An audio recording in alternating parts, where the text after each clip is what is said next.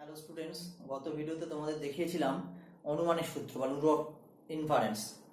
আজকের ভিডিওতে তোমাদের দেখাবো যে রুল অফ রিপ্লেসমেন্ট, অর্থাৎ হচ্ছে কেউ প্রতিস্থাপনের সূত্র, এবং সেই সূত্র কিভাবে প্রয়োগ করে এবং তার সাথে অনুমানের যে 9টা সূত্র বলেছিলাম সেই দুটো সূত্র একত্রে কিভাবে প্রয়োগ করতে হয়।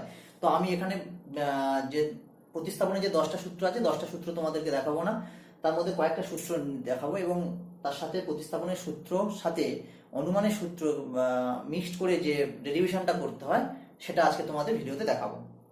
দেখো স্টুডেন্টস, প্রতিস্থাপনের 10টা সূত্র রয়েছে, অর্থাৎ রুল অফ রিপ্লেসমেন্টের 10টা সূত্র রয়েছে। সেক্ষেত্রে নিয়ম 10টা সূত্রের বিষয়টা কি জানো তো? একটা জিনিস দেখো, যে যখন আমরা রুল অফ রিপ্লেসমেন্ট বলছি, অর্থাৎ একটার পরিবর্তে আমরা আরেকটা বসাতে পারি। মানে কি, যে এটা বলতেও যা বোঝায় এবার একটা বলতেও তাই বোঝাবে, এটাকে বলা রুল অফ রিপ্লেসমেন্ট। তো সেক্ষেত্রে দেখো যে 10টা যে প্রতিস্থাপনের সূত্র আছে, আমাদের একটা যেমন বলা হচ্ছে ডি মর্গান সূত্র বা ডিএম। এটা হচ্ছে কি, এর ফুল শর্ট ফর্ম হচ্ছে ডিএম আর ফুল ফর্ম হচ্ছে ডি মর্গান। অর্থাৎ বিখ্যাত গণিতবিদ এবং তর্কবিদ হচ্ছে মর্গানের নাম অনুযায়ী, ডি মর্গানের নাম অনুযায়ী এই সূত্রটা মানে রাখা হয়েছে। সূত্রটাতে কি বলছে? সূত্রটা দেখো, বলছে যদি পি ডট কিউ তার আগে নেগেশন থাকে, তাহলে আমরা তার পরিবর্তে লিখতে পারি not P vel not Q. আর যদি নট পি ভেল কিউ থাকে, তাহলে আমরা তার পরিবর্তে লিখতে পারি not P dot not Q. দেখো অ্যাকচুয়ালি কি দেখানো হলো, নট পি ডট যদি কিউ থাকে, আমরা তার পরিবর্তে কি লিখতে পারি not P vel not Q. অর্থাৎ কি না, মানে সংযোগী বাক্য থেকে বৈকল্পিক বাক্যতে যাওয়া যায় এই সূত্রের দ্বারা, আবার বৈকল্পিক বাক্য থেকে সংযোগী বাক্যে যাওয়া যায়। মানে এই সূত্রের মধ্যে দিয়ে এটাই বোঝাতে চাইছে যে যদি একটা সংযোগী বাক্য থাকে এবং সেই সংযোগী বাক্যের আগে নেগেশন থাকে, তাহলে আমরা তার থেকে একটা বৈকল্পিক বাক্য যেতে পারি। এবং বৈকল্পিক বাক্যে কি যেতে পারি? বৈকল্পিক বাক্যের প্রত্যেকটা বিকল্পের আগে কি হবে? নেগেশন হবে, অর্থাৎ কাল চিহ্ন থাকবে।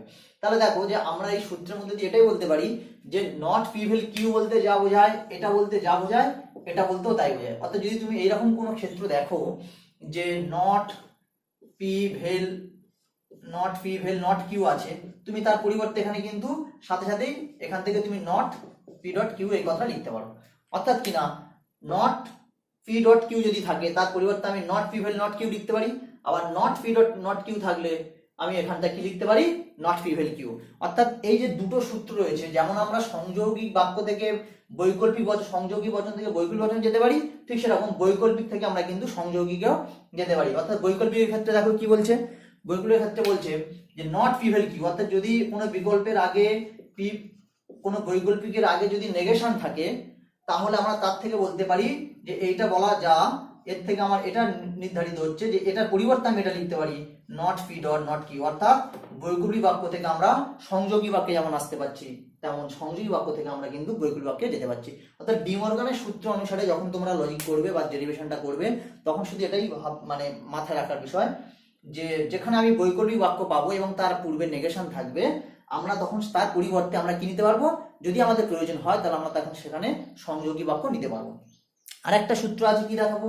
কমিউনিকেশনের সূত্র, কমটা সূত্র। দেখো কমটা কেমন? কমটা মজার বিষয় হলো যে তোমরা আগের ক্ষেত্রে দেখেছো যে পি কিউ থেকে আমি পি ডট কিউ লিখতে পারি, সংযোগী বাক্য করতে পারি। তো এখানটায় দেখো এইটা কিন্তু আমরা উল্টে লিখতে পারি না, যে কিউ ডট পি কখনো লিখতে পারতাম না। এটা যে যে সূত্র অনুসারে কিন্তু আমরা মানে 9 রুলসের সূত্র তোমরা দেখিয়েছিলাম, পি কিউ থাকলে পি ডট কিউ লেখা যায়, কিন্তু কিউ ডট পি লেখা যায় না। কমের সূত্রটা কি? দেখো দুটো পাশাপাশি রাখলে বুঝতে পারবে। কমটাতে দেখো যদি পি ডট কিউ থাকে, তুমি তার পরিবর্তে লিখতে পারবে কিউ ডট পি। আবার যদি পি ভেল কিউ থাকে, তুমি তার পরিবর্তে লিখতে পারো কিউ ভেল পি। অর্থাৎ দেখো যে সংযোগিক বাক্য থেকে একটা সংযোগী বাক্য আমরা এটাকে উল্টে নিতে পারি, মানে অর্থাৎ স্থান পরিবর্তন করতে পারছি। পি ডট কিউটাকে এখানে যেমন আমরা স্থান পরিবর্তন করতে পারছিলাম না, কম সূত্রের সাহায্যে দেখো আমি কিউ ডট পিটা লিখতে পারছি। তারপর তুমি যখন সিন করবে, তোমার যেটা প্রয়োজন সেটা চলে আসবে। এখানে দেখো পি ভেল কিউ আছে, পি ভেল কিউ জায়গায় আমি কিউ ভেল পি করতে পারি। অর্থাৎ এক ক্ষেত্রে সংযোগিক এবং বৈকল্পিক বাক্যের ক্ষেত্রে যদি হচ্ছে একমাত্র এটা ভাববে যে সংযোগিক এবং বৈকল্পিক বাক্যের ক্ষেত্রে কেবলমাত্র আমরা পরিবর্তনটা করতে পারবো, যে পি ডট কিউ থাকলে কিউ ডট পি এবং পি ভেল কিউ থাকলে কিউ ভেল পি। কিন্তু যদি পি ইমপ্লাইজ কিউ থাকে আমরা কিন্তু কখনো এটা বলতে পারবো না কিউ ইমপ্লাইজ পি, এই কথাটা বলা যাবে না। সুতরাং এটা মাথায় রাখবে যে একমাত্র সংযৌগিক এবং বৈকল্পিক বাক্যের ক্ষেত্রে ভেল এবং ডটের নিয়মটা কার্যকরী হবে। অর্থাৎ কমের ক্ষেত্রে কি হচ্ছে, পি ডট যদি কিউ থাকে তার পরিবর্তে আমরা কি লিখতে পারি, কিউ ডট পি। এবারে দেখো আরেকটা যেটা বলবো সেটা হচ্ছে তোমার অ্যাসোসের ক্ষেত্রে দেখো বিষয়টা দেখো, অ্যাসোস মানে অ্যাসোসিয়েশনের ক্ষেত্রে এরকম হচ্ছে, ধরো পি ভেল কিউ ভেল আর আছে, আরেকটা আছে পি ডট কিউ ডট আর, মানে এটাও তোমার ডট এবং ভেলের নিয়মের ক্ষেত্রে, অর্থাৎ সংযোগী এবং বৈকল্পিক বাক্যের ক্ষেত্রে আমরা এই রুলসটা অ্যাপ্লাই করতে পারবো। কিরকম, যে এখানে দেখো এই পি ভেল কিউ ভেল আরটা ব্র্যাকেটের মধ্যে আছে, তিনটে রয়েছে, লেটার রয়েছে, বা পি আছে কিউ আছে আর আছে, তিনটে রয়েছে। এর মধ্যে থেকে তুমি যে কোনো দুটোকে এক জায়গায় করে দিতে পারো, দিয়ে তৃতীয় নম্বরটাকে তুমি ব্র্যাকেটের বাইরে বের করতে পারো। কিরকম, পি ডট কিউ ভেল আর। আবার দেখো পি ডট কিউ ডট আর এর ক্ষেত্রে পি ডট কিউ ডট আর, এটা করতে পারো।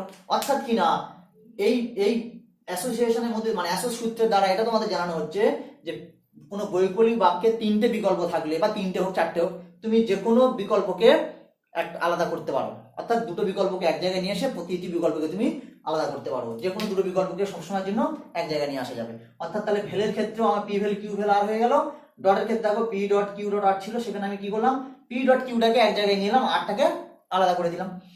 এটা হচ্ছে অ্যাসোস। এটা যখন তোমাদের ডেরিভেশন গুলো দেখাবো, অর্থাৎ প্র্যাকটিস ক্লাসটা যখন দেখাবো, দেখবে প্র্যাকটিস ক্লাসে এগুলো কিভাবে তোমাদের কাজে লাগছে। অর্থাৎ তোমার অ্যাসোসের সূত্রটা তাহলে এটা মাথায় রাখো যে কোনো বৈকল্পিক বিকল্পের ক্ষেত্রে যদি তিনটে বিকল্প থাকে তাহলে যে কোনো দুটো বিকল্পকে একসাথে নিয়ে তৃতীয় বিকল্পটাকে আমি আলাদা করে দিতে পারি, অর্থাৎ ব্র্যাকেট থেকে তাকে ছাড় করে দিতে পারি। কোনো সংযোগী ক্ষেত্রেও তাই, যদি দুটো কোনো সংযোগী এরকম থাকে সেক্ষেত্রে আমরা দুটো সংযোগীকে এক জায়গা করে তৃতীয় সংযোগীকে আলাদা করে দিতে পারবো। 4 নম্বর যেটা দেখাবো তোমাদের সেটা হচ্ছে গিয়ে ডিস্ট, কিছুটা গুণের মতো, জানো তো যে ডিস্ট সূত্রটা দেখো, ডিস্টের ক্ষেত্রে কি বলে, ডিস্ট্রিবিউশন মানে ডটটাকে ভেলে ডিস্ট্রিবিউশন করা হবে, অর্থাৎ কিনা সংযোগীকে বৈকল্পিক বচনে ডিস্ট্রিবিউশন করা হবে আর বৈকল্পিক বচনকে সংযোগী বচনে ডিস্ট্রিবিউশন করা হবে। কিভাবে দেখো সূত্রটা দেখো, মজার বিষয়। P dot P vel Q যদি এরকম ক্ষেত্র থাকে তাহলে ডিস্টটা সম্ভব, মানে এরকম নয় যে পি ডট কিউ আছে, এখানে যদি ভেলের জায়গায় ডট থাকে তাহলে কিন্তু ডিস্ট সম্ভব নয়। অর্থাৎ ডিস্ট থাকতে গেলে দুটো আলাদা থাকতে হবে, অর্থাৎ ডট এবং ভেল দুটো সংযুক্তি থাকতে হবে। অর্থাৎ এখানে ডট আছে, ভেলকে ডিস্ট্রিবিউশন করা যাবে। আবার যদি ভেল থাকতো, আমাদের এখানে যদি পি ভেল থাকতো তাহলে ডটের ডিস্ট্রিবিউশন করা যাবে। অর্থাৎ কিনা এই সূত্র দ্বারা এটা বোঝানো হচ্ছে যে পি ভেল কিউ হবে না, এখানটা হবে পি ডট কিউ ভেল আর, আর এখানটা হচ্ছে পি ভেল কিউ ডট আর। নিয়মটা হচ্ছে এরকম, মানে পি ডট কিউ ভেল আর পি ভেল কিউ ডট আর। তাহলে ডিস্টের ক্ষেত্রে দেখো ডট এর সাথে ভেল আমি তো গুণ করছি, দেখো তিনটে আলাদা, তাহলে পি সাথে এটা যদি এর ইকুইভ্যালেন্স কি লিখতে পারি, পি ডট কিউ ভেল পি ডট আর, আর এখানে কি লিখতে পারি, P vel Q dot P ভেল আর। দেখো অর্থাৎ ডটকে ডিস্ট্রিবিউশন যখন করা হচ্ছে তখন পির সাথে কি চলে যাচ্ছে, পির সাথে কিউ চলে যাচ্ছে, সংযুক্তিকরণ হয়ে যাচ্ছে, অর্থাৎ সংযোগী বাক্য হয়ে গেল।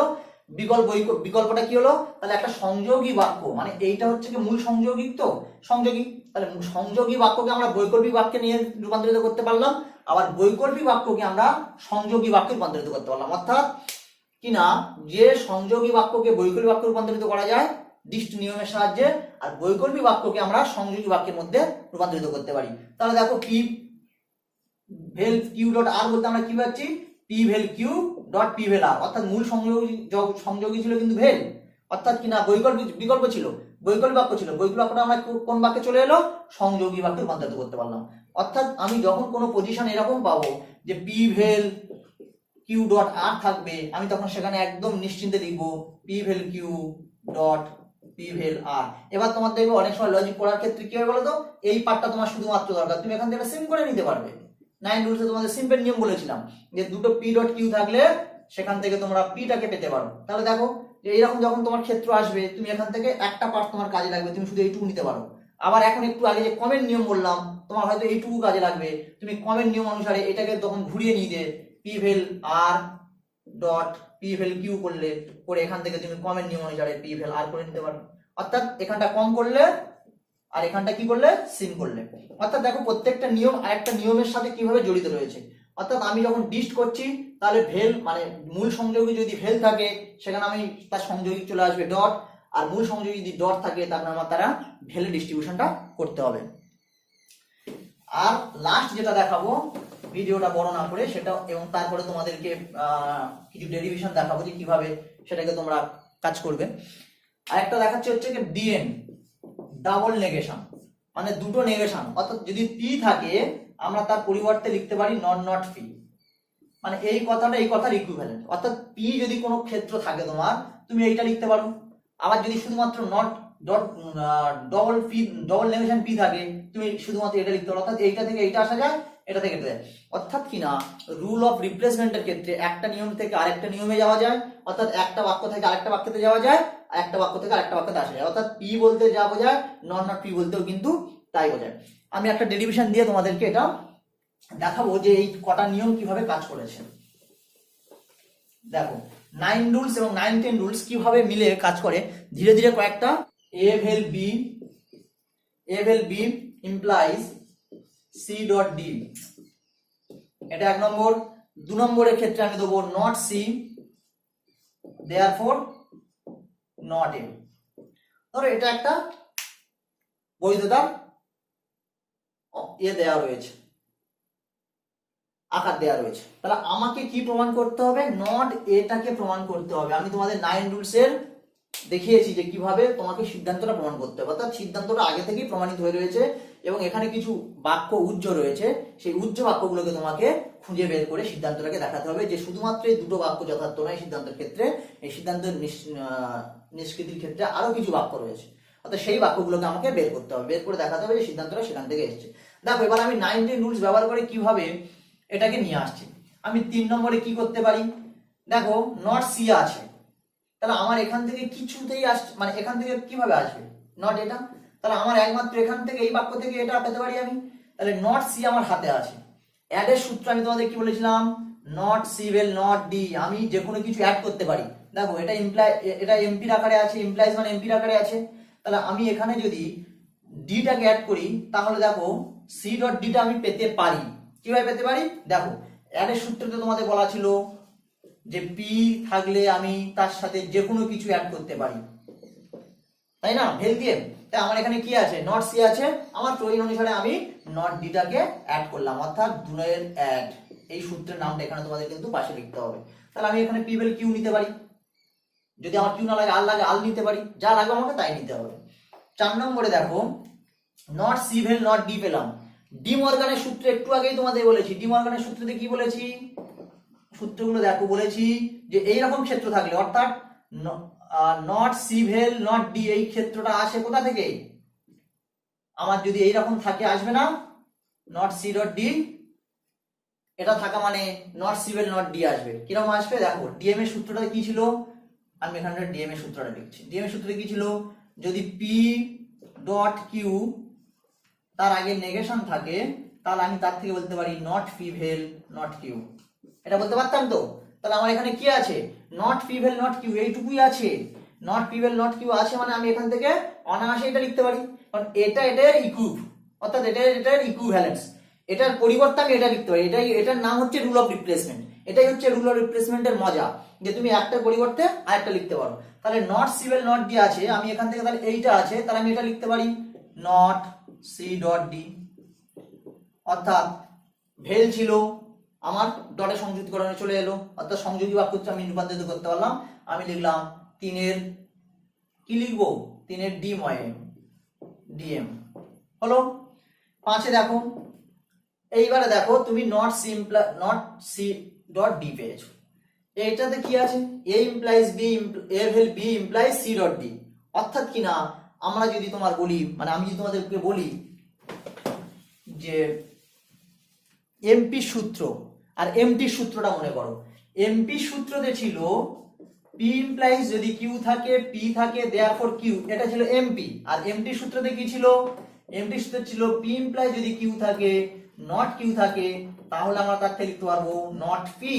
এবারে দেখো এটা যদি পি হয়, এটা ইমপ্লাই যদি কিউ থাকে, তোমার হাতে আছে নট কিউ, তার থেকে তাহলে তুমি কি লিখতে পারবে? অনায়াসে নট পি। অর্থাৎ আমি এটা লিখে দেবো এ ভেল বি। তাহলে আমার কি হলো? 1 আর 4 এর এমটি। বুঝতে পারলে তো?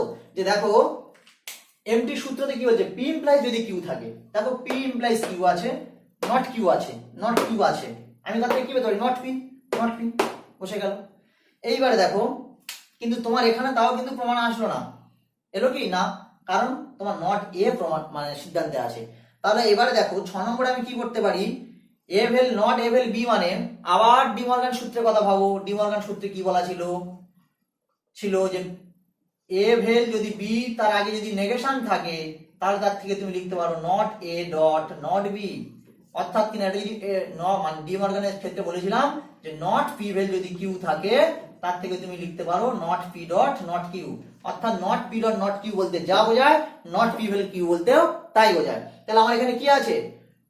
নট বাইরে, তার ভেতরে ব্র্যাকেটের মধ্যে পি ভেল কিউ আছে, অর্থাৎ একটা বৈকল্পিক বাক্যের নেগেশন আছে। সেই বৈকল্পিক বাক্যের নেগেশনটাকে আমি রুল অফ রিপ্লেসমেন্টের ক্ষেত্রে কি করতে পারি? সংযোগী বাক্যের চলে যেতে পারি। অর্থাৎ আমি এখানে কি করব? Not A dot not B 5 এর ডিমোএম। তাহলে ডিএম এর সূত্রটা কিভাবে সূত্রগুলো ইউজ হচ্ছে সেটা শুধু একবার দেখো। সূত্রগুলো এইভাবে ইউজ হচ্ছে। সাথে কি আসছে? সাথে এখান থেকে এলো নট এ, অর্থাৎ 6 সিম্প। সিম্পের সূত্রতে কি বলেছিলাম? সিম্পের সূত্রে এখানে তোমাদেরকে বলেছিলাম যে কোনো কিছু সিম্প করা মানে, অর্থাৎ যদি তোমার পি ডট কিউ থাকে, তুমি সেখান থেকে পিটাকে ছাড়িয়ে নিতে পারবে। মানে সিম্প একমাত্র ডটের ক্ষেত্রে হয়, এখানে কিন্তু ভেলের ক্ষেত্রে কখনোই সিম্প হবে না। মানে পি ভেল কিউ আছে, তুমি পিটাকে নামাতে পারবে না, এটা পারবে না। তাহলে একমাত্র সিম্পের সূত্র অনুযায়ী তোমার যদি ডট থাকে, তাহলে তুমি সেখান থেকে প্রথম বিকল্পটাকে নামাতে পারবে। এবারে তোমাদেরকে 10 নম্বরের 11 নম্বর নিয়মে দেখিয়েছি কমের নিয়ম। যদি তোমার কোনো ক্ষেত্রে প্রয়োজন হয়, তুমি সেখানে কম করে নেবে। আমার এখানটা কম করার প্রয়োজন হয়নি, তাই আমি কম করিনি। ঠিক আছে? যদি আমার এখানটা এর জায়গায় নট বি থাকতো, মনে করে নাও এখানটা আমার নট, এখানটা নট এ তো প্রমাণ হলো, আমার এখানটা মনে করে নাও তোমার নট এর জায়গায় নট বি থাকতো, নট বি থাকতো, তাহলে কি হতো? তাহলে দেখো আমার এখানটায় কি করতে হতো? তখন এই নট এটা আমাকে আর সিম করতাম না আমি, তখন এখানে আমি করতাম not B dot not A, অর্থাৎ 6 এর কম, 6 এর কম করলাম। দেখো not A dot not B বলতে not B dot not A, অর্থাৎ কম করে নিলাম। কমিউনিকেশনের সূত্র অনুসারে তোমাদেরকে দেখিয়েছি যে পি ডট কিউ থাকলে আমি সেখান থেকে কিউ ডট পি লিখতে পারি, আর পি ভেল কিউ থাকলে সেখান থেকে কিউ ভেল পি লিখতে পারি। এটা হচ্ছে কমের সূত্র। তাহলে ডট এবং ভেলের ক্ষেত্রে আমরা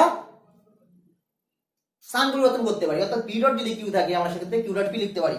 ঠিক সেরকম দেখো এটা এটা যদি পি, এটা যদি কিউ ধরা হয়, তাহলে কিউ ডট পি চলে এলো কম, অর্থাৎ আমরা 6 যদি কম করি তাহলে not B dot not A. এইবারে আমি এখান থেকে কি নিতে পারবো? এবার আমি এখান থেকে তোমাকে সিম করে নাও, 8 হচ্ছে কি নট বি, অর্থাৎ 7 সিম। বুঝতে পারলে যে নট এ থাকলেও আমি যেমন সিম করেছিলাম, আমি যদি নট বি থাকে তাহলে আমার একটা স্টেপ শুধু বেড়ে যাচ্ছে, সেখানে কম করে আমি তারপরে সিম করলাম।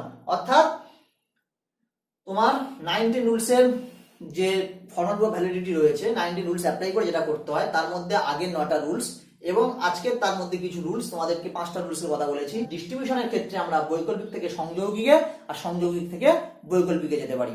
ঠিক সেরকম তোমার ডিমর্গানের ক্ষেত্রেও তাই, সংযোগিক থেকে বৈকল্পিকে, বৈকল্পিক থেকে সংযোগীকে। আর একটা এক্সাম্পল তোমাদেরকে দেব, দিয়ে এই ক্লাসটা শেষ করব। তো এই ক্লাসটা আরেকটা এক্সাম্পল দেখো, একদমই সহজ একটা এক্সাম্পল দেবো যে অন করতে হবে। তো আমি এটা কি করে প্রমাণ করব? দেখো একদমই সহজ ভাবে। 4 নম্বরে তোমাদের এটা এটা কিসে বলেছি, এটাতে এমডি সূত্র অনুযায়ী ফেলে দাও। পি ইমপ্লাইজ কিউ যদি থাকে, নট পি আছে, সুতরাং নট কিউটা বসে যাবে, নট এম চলে এলো, অর্থাৎ 2 আর 3 এর এমটি হয়ে গেল। 5 দেখো নট এম তুমি পেয়েছো, এখানে তোমার কি আছে? এম আছে।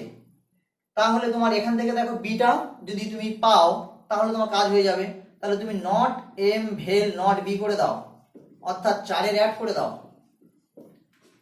4 এর অ্যাড করলে কি হলো? দেখো not M vel not B, কিন্তু তোমার এখানে কি আছে? B dot M. তাহলে তোমাকে সিকোয়েন্স আনতে গেলে 6 ঘুরিয়ে দাও, কম করে দাও, not B vel not M,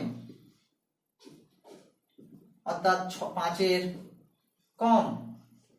এবার দেখো সাথে নট বি ডট এম অর্থাৎ 6-এর আমি কোন সূত্র ইউজ করলাম এই ক্ষেত্রে কম। দেখো not M vel not B ছিল, আমি কমের ক্ষেত্রে কি বলেছিলাম যে পি ডট কিউ থাকলে যেমন চেঞ্জ করে যায়, পি ভেল কিউ থাকলে কিউ ভেল পি করে নিলাম। এবারে দেখো এটাকে কি করলাম, ডি মর্গান করলাম। ডিএম এর সূত্র অনুসারে নট বি ডট যদি কিউ থাকে, নট পি ডট কিউ থাকে, তাতে আমি লিখতে পারি not P vel not Q. তাহলে আমার যেমন not P vel Q not Q আছে, মানে আমি নট পি ডট কিউটা আনতে পারি।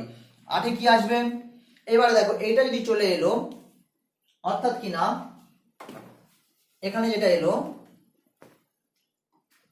যে নট বি ডট এম এসছে, তাহলে এটা আবার এমটি এমটি করে দাও। কারণ পি পি ইমপ্লাইজ কিউ আছে, তুমি নট কিউ পেয়ে গেছো, এই নট কিউ পেয়ে গেছো, তাহলে আমার কি হবে নট পিটা আমার লাগবে।